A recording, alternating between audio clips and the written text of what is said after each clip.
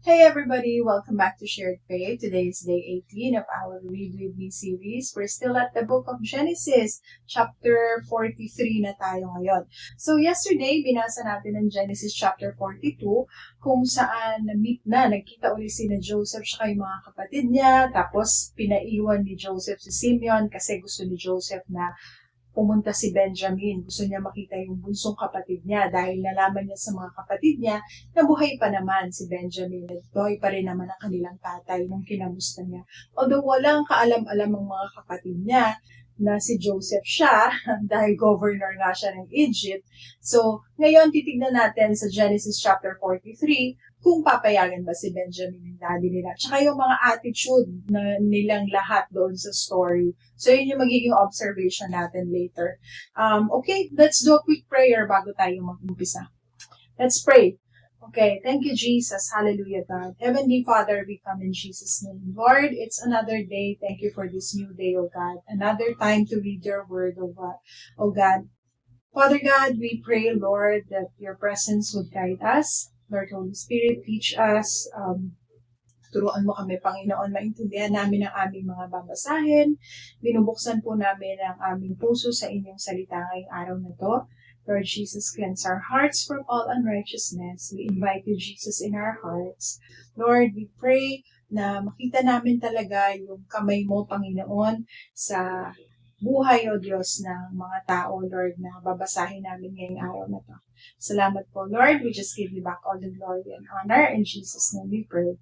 Amen. Amen and amen. Okay, so let's dive in. Let's begin. Genesis chapter 43. Now the famine was severe in the land, and it came to pass, when they had eaten up the grain which they had brought from Egypt, that their father said to them, Go back, buy us a little food. But Judah spoke to him, saying, The man solemnly warned us, saying, You shall not see my face unless your brother is with you. If you send our brother with us, we will go down and buy you food.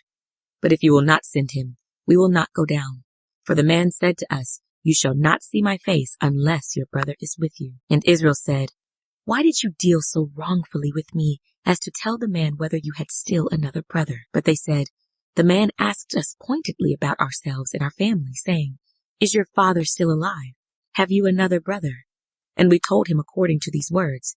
Could we possibly have known that he would say, Bring your brother down? Then Judah said to Israel his father, Send the lad with me, and we will arise and go, that we may live and not die, both we and you, and also our little ones. I myself will be surety for him. From my hand you shall require him. If I do not bring him back to you, and set him before you, then let me bear the blame forever. For if we had not lingered, surely by now we would have returned this second time. And their father Israel said to them, If it must be so, then do this. Take some of the best fruits of the land in your vessels, and carry down a present for the man, a little balm and a little honey, spices and myrrh, pistachio nuts and almonds. Take double money in your hand, and take back in your hand the money that was returned in the mouth of your sacks. Perhaps it was an oversight. Take your brother also, and arise, go back to the man, and may God Almighty give you mercy before the man, that he may release your other brother and Benjamin. If I am bereaved, I am bereaved. So the men took that present and Benjamin, and they took double money in their hand, and arose and went down to Egypt. And they stood before Joseph. When Joseph saw Benjamin with them, he said to the steward of his house, Take these men to my home, and slaughter an animal, and make ready, for these men will dine with me at noon. Then the man did as Joseph ordered, and the man brought the men into Joseph's house. Now the men were afraid, because they were brought into Joseph's house. And they said, It is because of the money, which was returned in our sacks the first time that we are brought in, so that he may make a case against us, and seize us, to take us as slaves with our donkeys. When they drew near to the steward of Joseph's house, they talked with him at the door of the house, and said, O sir, we indeed came down the first time to buy food, but it happened, when we came to the encampment, that we opened our sacks, and there each man's money was in the mouth of his sack, our money in full weight. So we have brought it back in our hand, and we have brought down other money in our hands to buy food. We do not know who put our money in our sacks. But he said, Peace be with you. Do not be afraid. Your God and the God of your father has given you treasure in your sacks. I had your money. Then he brought Simeon out to them. So the man brought the men into Joseph's house and gave them water, and they washed their feet, and he gave their donkeys feed. Then they made the present ready for Joseph's coming at noon, for they heard that they would eat bread there. And when Joseph came home, they brought him the present which was in their hand into the house, and bowed down before him to the earth. Then he asked them about their well-being, and said, "Is your father well, the old man of whom you spoke? Is he still alive?" And they answered, "Your servant, our father, is in good health. He is still alive." And they bowed their heads down and prostrated themselves. Then he lifted his eyes and saw his brother Benjamin, his mother's son, and said, "Is this your younger brother of whom you spoke to me?" And he said, "God be gracious to you, my son." Now his heart yearned for his brother. So Joseph made haste and sought somewhere to weep. And he went into his chamber and wept there. Then he washed his face and came out. And he restrained himself and said, "Serve the bread." So they set him a place by himself, and them by themselves, and the Egyptians who ate with him by themselves, because the Egyptians could not eat food with the Hebrews, for that is an abomination to the Egyptians.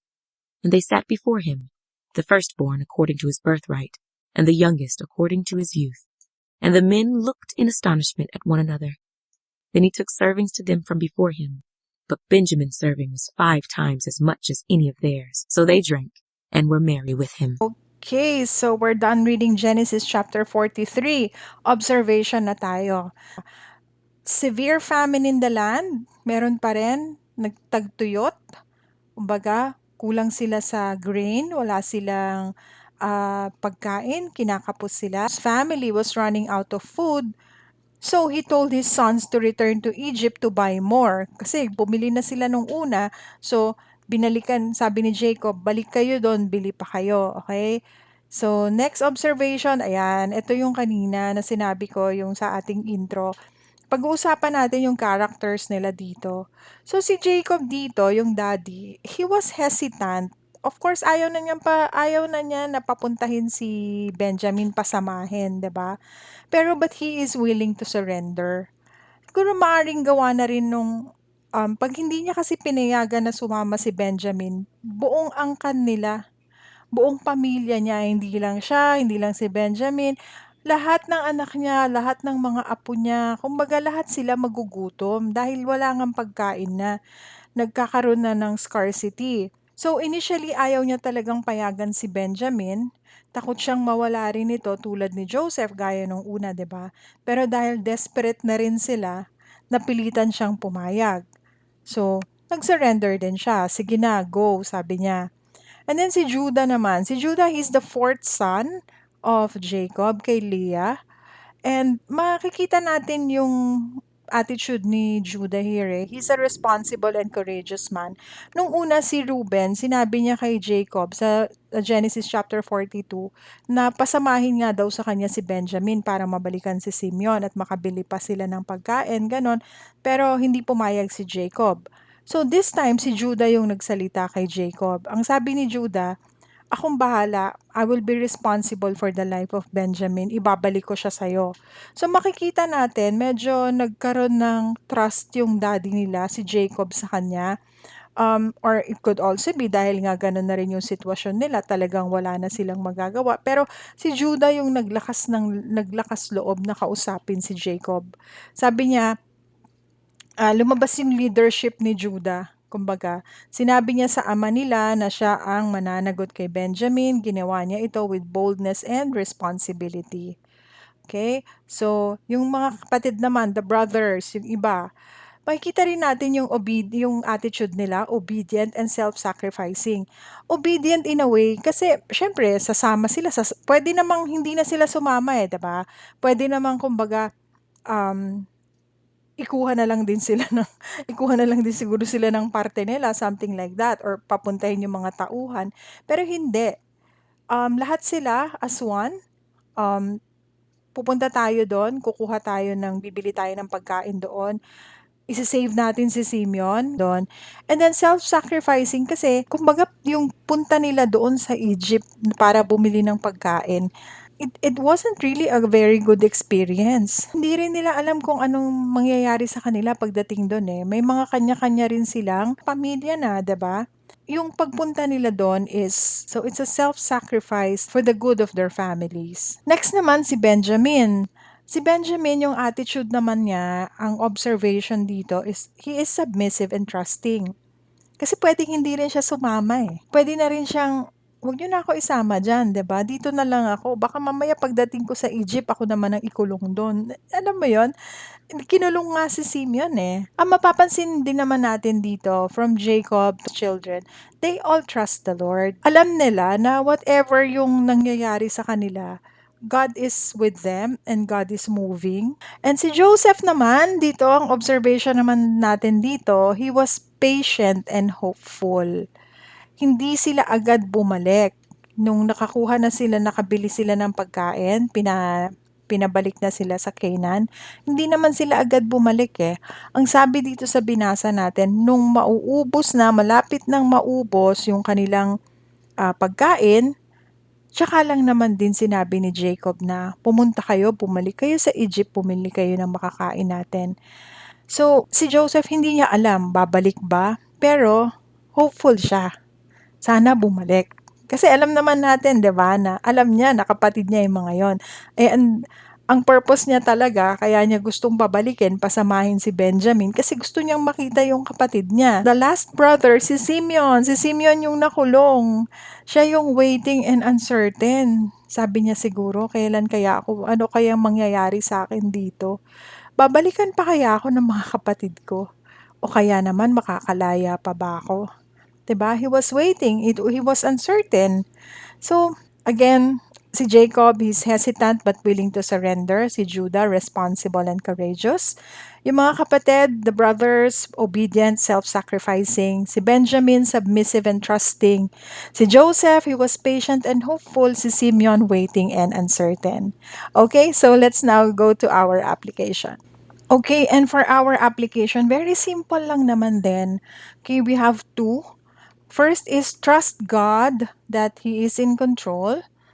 And even when we don't understand, what's happening, sometimes we're forced to move unknowingly. It's actually God's hand leading us, 'di ba? May mga bagay na parang nahihiya kang gawin, pero kailangan mong gawin. Um, Alam mo yon, natatakot kang gawin, pero kailangan mong gawin. But, let's just trust God, okay? That He is in control and that He is always with us. Okay, next one is let go of fear and move forward.